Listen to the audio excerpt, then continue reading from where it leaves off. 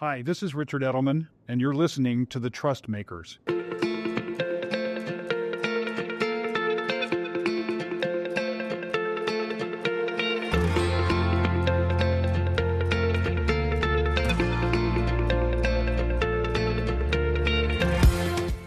Hi, I'm Justin Blake, Executive Director of the Edelman Trust Institute, Edelman's think tank for advancing the study of trust in institutions.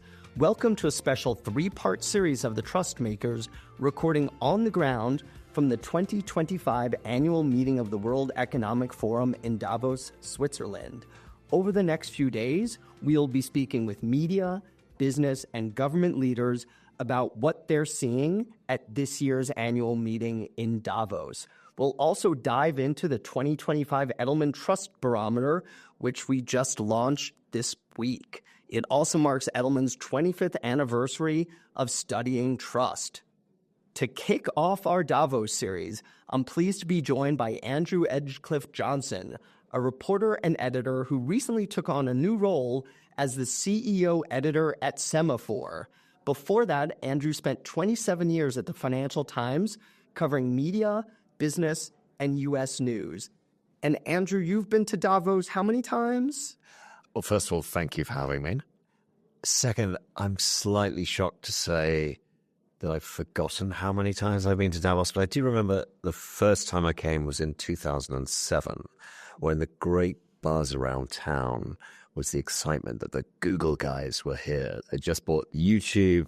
They had a very sexy Bond villain style lair set up where everybody was staying that we were paraded to meet Larry and Sergey for a very, very odd impromptu press conference where they didn't seem to know what they wanted to talk to us about. And what I remember principally about that was, first of all, falling over on a very icy driveway back from that press conference in front of Eric Schmidt and making a complete fool of myself. But secondly, this great hype at the time about how bloggers were the new Bono. They were the great celebrities of Davos, Arianna Huffington and others. And this was the year that the hottest accessory in Davos was to have an avatar in Second Life, if you remember that. I do remember the whole Second Life moment. So with that story, you very much accredited yourself as a Davos expert. So before we dive any further in, let's actually zoom the camera out for a moment. Right now, we're recording this podcast in a fairly empty area where you have people scurrying around, setting up in something called the Congress Center in Davos. Can you just help ground people a little bit? So we're about 3 hours train ride away from Zurich. We're up in the Swiss Alps in a pretty small and fairly humdrum Swiss ski village. This is not the fanciest ski resort you've ever stayed in, but for 1 week a year, for the past many, many years, it has transformed into this extraordinary hub for, frankly, the elites of politics, of finance, of technology and business. And everybody crowds into this slightly eccentric town with a lot of temporary structures. An awful lot of people who would normally be in five-star hotels are spending thousands of dollars to stay in glorified ski chalets if they're lucky.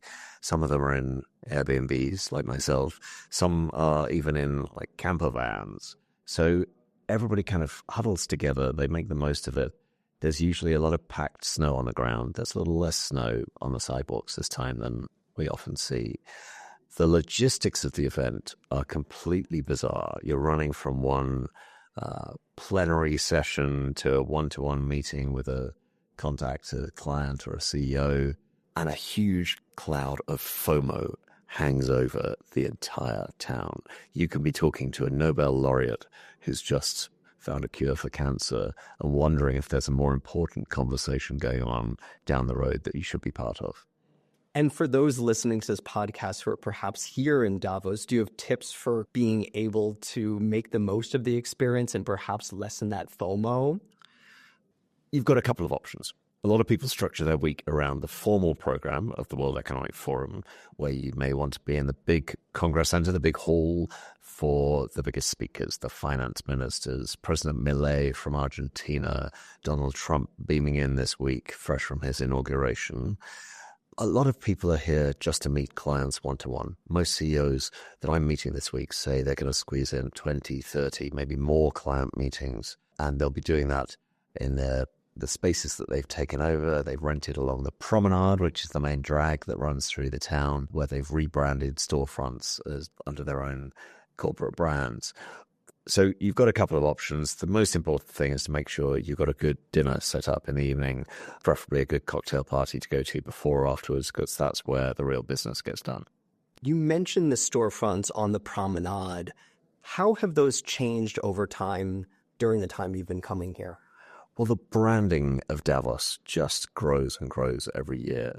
But I remember coming here just before the pandemic, where it was the peak of the ESG investing movement, the diversity, equity, and inclusion wave that had washed through the corporate world, the sustainability narrative that every brand wanted to be part of. And that was the messaging on every billboard, on every shop front in town.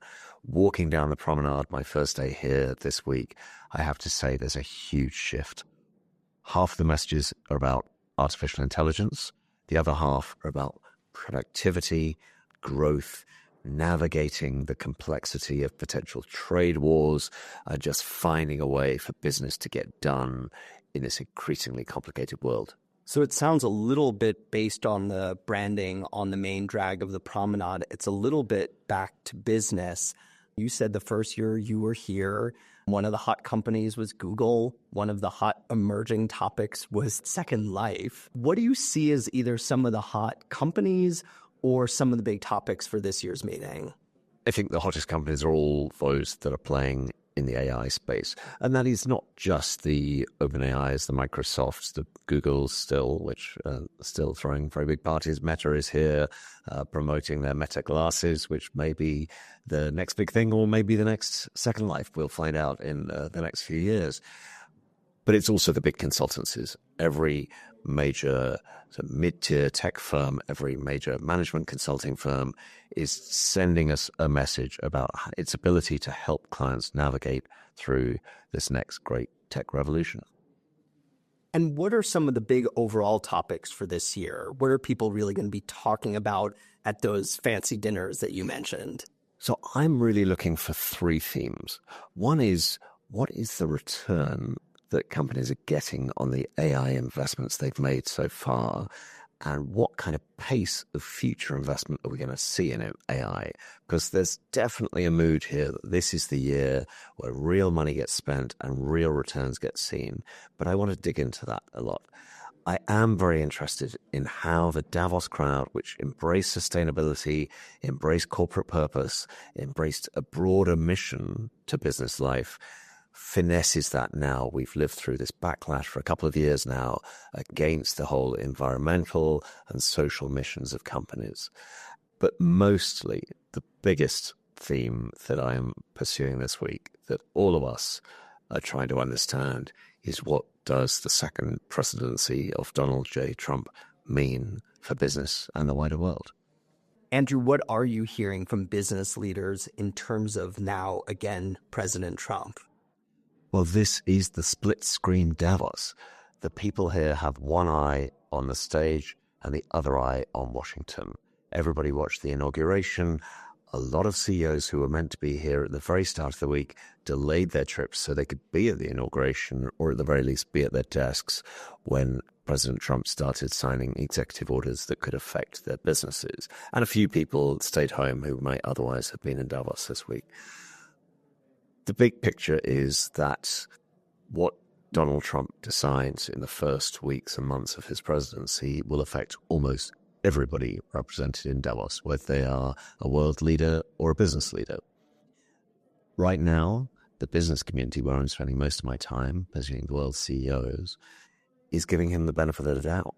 There is a level of optimism and even excitement that he will unleash American dynamism, that animal spirits will be allowed to rip, that we'll see a lot of mergers and acquisitions, that they'll get an easier ride than they were getting under the Biden administration, and that a lot of the campaign rhetoric on immigration and even tariffs won't turn out to be quite so harsh in reality. Great. Going backwards from the kind of three themes that you mentioned, we touched on Trump. Let's touch on DEI for a moment. What sorts of answers are you going to be listening for in order to figure out how much of this is a retracting of how you talk about these efforts versus a true retracting of the efforts themselves? I'm looking for precisely that question of what have you changed in practice since you were messaging this, since you were putting your DI efforts up on billboards and banners along the promenade in Davos just a few years ago, because the internal pressures in organizations have not changed. People do want a diverse workforce in most businesses, and most CEOs I speak to have convinced themselves of the business case for that. There is, though, particularly in the United States, a much greater awareness of the potential for reputational or particularly legal risks and challenges to DEI programs, to any program that is seen to be potentially discriminatory against one group of individuals or another. Looking at AI, what sorts of companies are you seeing beginning to get a return on their AI investments? I think what's interesting this year is after all the excitement and the hype around the big AI platforms, whether it's OpenAI or the likes of Meta and Google, which have built enormous in-house AI capabilities, this is moving more into the enterprise. Now, that is not the sexiest part of the AI story. Obviously, we all get very excited when we're all let loose on ChatGPT for the first time, or Perplexity or Claude or whatever it might be. But this is the year that businesses with real operations, with enormous data sets, are starting to understand quite what they can do with those data sets, and are really starting this year looking for the promised productivity enhancements that we've been hearing about for a couple of years now, but not quite seeing the fruits of. Well, I like the idea of focusing on the unsexy AI for a moment. As you know, we just published our 2025 Edelman Trust Barometer, Trust in the Crisis of Grievance. It finds that 40% of respondents approve of hostile activism to drive change. This was particularly true among young people. It feels like people's frustrations have now reached a breaking point. You're a journalist, you've covered business, you look at society more broadly. How does this sense of grievance track with what you're seeing? I think it very much builds on something we've seen over many years, which I know the Edelman Trust Barometer and others have tracked, which is a sense of declining trust in every major institution, including, I should say, media, my own industry. I think we are living through the consequences of everything from the financial crisis to the pandemic. I think 2020 was an extraordinary year when we were all locked inside for weeks or months and went slightly stir crazy. We had the awful murder of George Floyd, the subsequent protests, and we had the backdrop in the United States of extremely polarized politics. We'd had, by that point, 3-4 years of Donald Trump's presidency. We were gearing up for an election year. And I think a lot of these issues crested then, and we've been living with the backlash to them. And so a lot of the institutions here are feeling that backlash now. But this has an edge to it, which is different. Talk about that edge. And is that edge new in terms of what you're observing? I do think there's been an unleashing of behavior that was not seen as acceptable before. And a lot of that is social media behavior. I think the public discourse has become a lot harsher over the last several years as people have got used to insulting each other, and much worse online. It has become much more acceptable than it would have been maybe 10 years ago in those exciting days when we were all thrilled that the Google guys were coming to town and that the bloggers were here. We are seeing a darker side to that. Obviously, I sit in New York. The US business community has been utterly shaken by the murder of Brian Thompson, a healthcare executive, in recent weeks. And that has added a new level of concern in the corporate echelons about where this might be going. Regarding the aftermath of the murder of Brian Thompson, have you spoken to many CEOs or those around them about their reaction to the online almost mortification of the person who murdered him? Yes, and those I've spoken to were very shocked by that. There are certainly a few executives who I notice have a more visible security detail around them in Davos this week, and in the weeks I've been meeting CEOs leading up to Davos.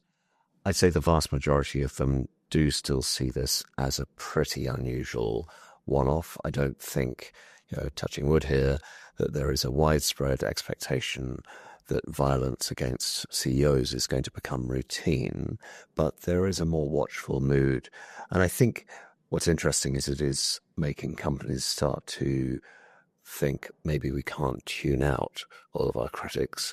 We need to take a little bit of a closer look at, are there areas where we can diffuse some of this anger? Let's focus there for a moment, because it's our belief that many of these grievances exist because there's a fundamental lack of fairness in the system. When you speak to executives, when you speak to CEOs, are they sounding a little bit more sensitive to ensuring a more fair and just system? I would say they were sounding more sensitive to that 4 or 5 years ago, to be honest, when, as I say, I think a lot of the social missions of companies came to the fore between about 2018, 2021. That really felt like the peak years for this discussion about how do companies serve a wider swath of society than just their shareholders. And if anything, I think we've retreated a little bit from that. But I think now we need a reframing of that discussion to try and understand how business can take the temperature down, because this is becoming quite critical. Not, I think, for the personal security of individuals running these companies, but really for their broader license to operate, which has been, frankly, under debate now for several years. Yeah, I think that's good advice for business. You mentioned trust in media a few minutes ago. 70% of our Trust Barometer respondents worry that journalists and reporters are purposely trying to mislead people. Trust in media is not doing well right now. What are some of the things that media can do to help gain back more trust?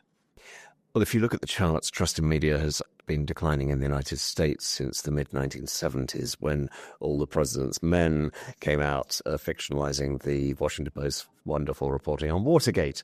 So this is not a new phenomenon, but clearly it has been accelerating.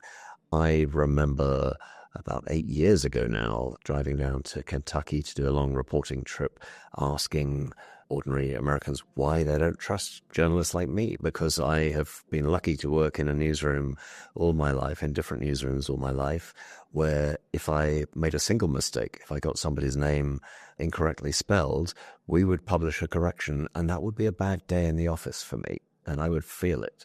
And so to go from that context where I know that I'm working with people who try every day to get the facts right, to seeing this distrust rise to a majority of our audiences was very, very jarring for me. And I think you have two responses as a journalist. You can either hide and say, well, people are idiots, or they've been misled by foolish and wily politicians who want to distance themselves from fact-based media by saying that all media cannot be trusted.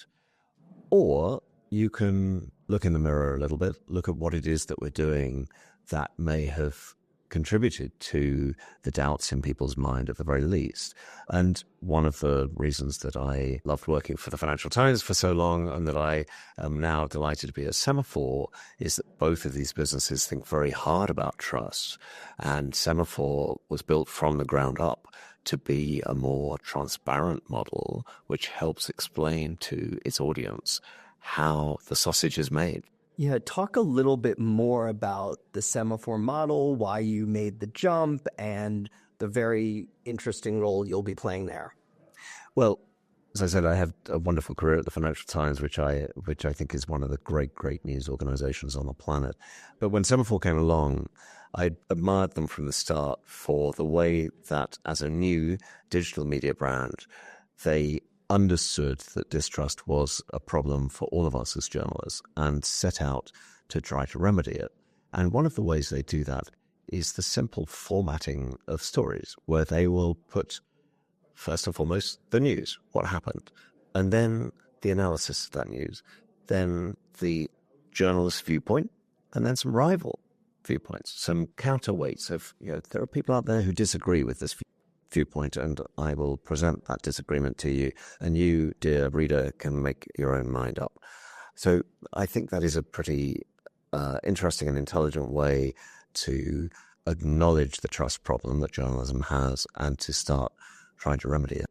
And your role there is very focused on CEOs?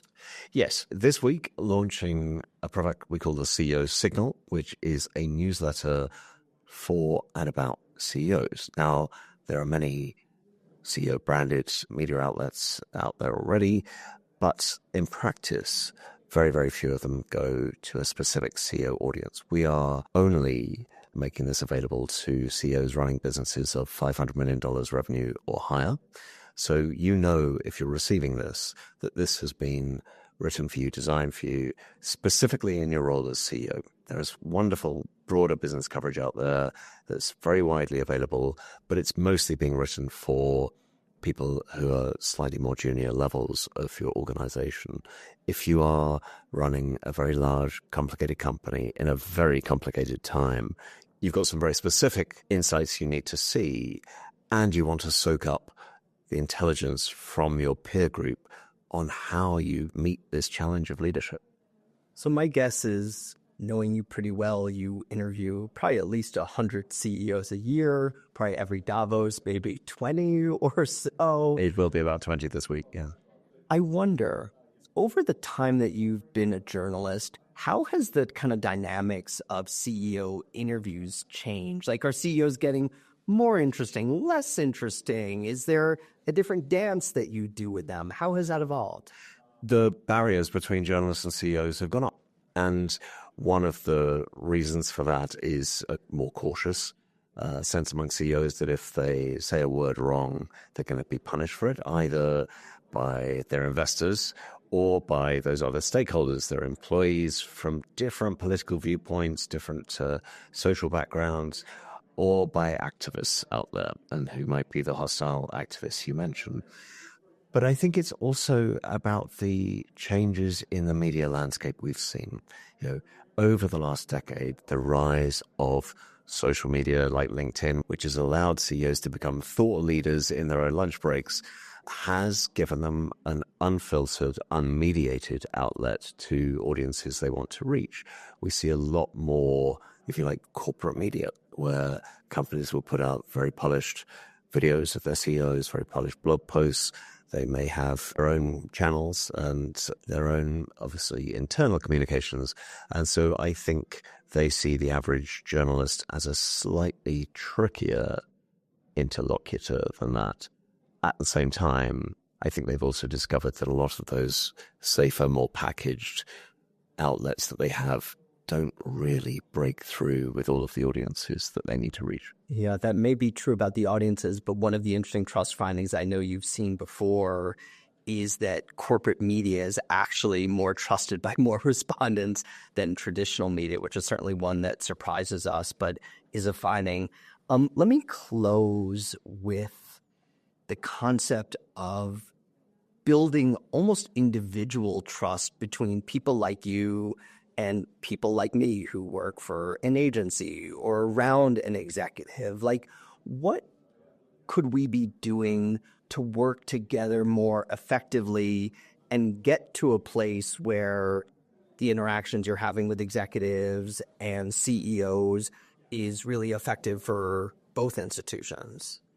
I think Davos is all about relationships, and everybody here is here to exchange ideas and to build those relationships with the people who are going to be relevant to them. And that's true in the media world as well. We'll all spend a lot of time with each other, the communications functions or journalism functions over the course of the week. having done this now for 30 years, to my shock, I have learned that I value the communications professionals who understand their companies or their clients or whatever institution they work for, who can help explain those to me in good times and in bad times, who don't just hide when the headlines are negative, but who are willing to pick up the phone and are willing to add some context.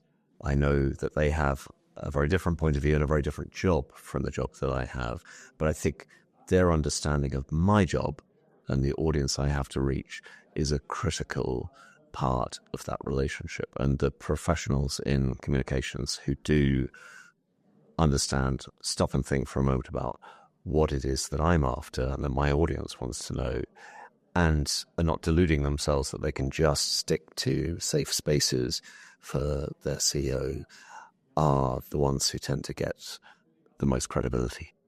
That's a great tip, and I really have always appreciated in our work together how you're always really straightforward and candid with me. It just makes everything so much easier and cleaner that way, which I appreciate. I also appreciate you being here today to kick off our Davos series, and I hope you have an incredible week. To our listeners, I hope you tune in to the rest of our Davos series as well. And thank you for listening to The Trust Makers. Thank you for tuning into The Trust Makers, an Edelman podcast in partnership with Advertising Week, where we speak with leaders and other trust builders across institutions. See you next time.